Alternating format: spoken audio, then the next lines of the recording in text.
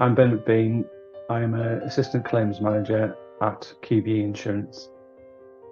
My journey towards diagnosis and our family experience of autism or neurodiversity was that my eldest son, when he was 5 years old, the school contacted us and they actually asked us to come in to speak to him because they had concerns about his homework, but it actually transpired that they thought he was autistic. So we then had a period of time where we tried to understand what autism was. Whilst we were going through that process, which initially was about 2 years for assessment, our youngest son was born, and it was quite clear to us that he was possibly autistic as well, because he was a prolific climber. He'd always escape from wherever we were. He had no fear. His language was very poor, and he'd eat human hair as well. It didn't matter whose it was. Eventually, he and my eldest were diagnosed roughly about the same time. He was diagnosed with autism and ADHD, and my eldest was diagnosed as being autistic. Then about sort of 2016, I felt that I was suffering depression. I thought that I'd dealt with it and it wasn't a problem, but it was quite clear by 2019 that it was actually worse than I thought. And I got to a stage where I couldn't sleep for about 3 weeks, and it was quite difficult because I couldn't switch off, and I was stuck in my thoughts going round and round without being able to turn off. So it got to the point where it was thinking of sort of drastic ways to stop that. But eventually I got to the point where I realised that potentially it was due to autism. So I ended up on the pathway for autism assessment. I was on referral also with a mental health nurse as well, just to make sure that I wasn't suicidal and keep a check on me. But it was very hit and miss. She wouldn't get in touch with me when I expected she was going to.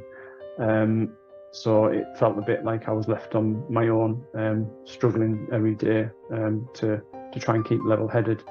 But eventually she just suggested that I could have ADHD as well, so I ended up on the pathway for that as well. And finally, after 3 years, I was diagnosed as being autistic and ADHD.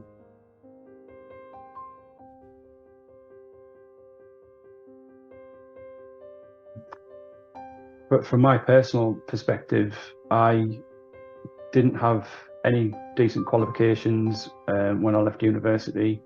I didn't have any direction. I didn't know what I wanted to do, and I was fortunate to start working with QBE a long time ago, and they've helped me to craft a career, and a lot of that was to do with my interest in technical aspects of law and being able to explore that. And I was fortunate that I've had some good managers that have advanced me based upon merit, because I can't deal with interview situations. I really struggle, and I don't think it shows me in a good light. So I think that that has really helped. I even at one point QBE sponsored me to do a law degree, so had they not done that, I wouldn't have had the extent of legal background that I do. I've even had different experience that I could never have imagined. I've travelled the world with QBE. I've been to the highest courts in the land. I've spoken in Parliament. All sorts of things that I never would have expected, and had I not had that support from my employer, wouldn't have happened. I'm quite innovative, which again is a common trait, I think, with neurodivergent people, and generally that innovation has been supported. So we have managed to do a number of things that haven't been done before in our field. So that really brings a sense of self-worth. So that's been really good. think it was about 2013, we had about 94 meetings we had to attend for the children, and I had that sort of understanding from QBE that I wasn't going to be sort of seen in a bad light because I wanted to attend those meetings. And I frequently see other parents through the different things that I do, where typically the father has adopted the traditional father role and been a bit of arm's length in relation to their children's diagnosis and support they need, so that they end up being a bit left out and ends up with the father not having a great relationship with the child. So I think that support that I've had, where work have listened and been flexible, has been really supportive.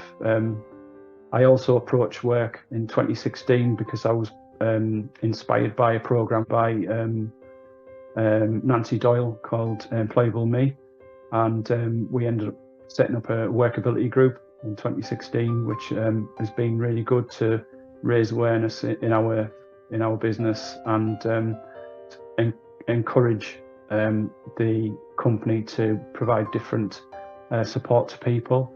One of those has been the recent introduction of neurodiverse diagnosis to our private medical care, which came off the back of a conversation I'd had about my own experience, and one of our directors has obviously pushed that further, and yeah, that happened this year, so that was really good.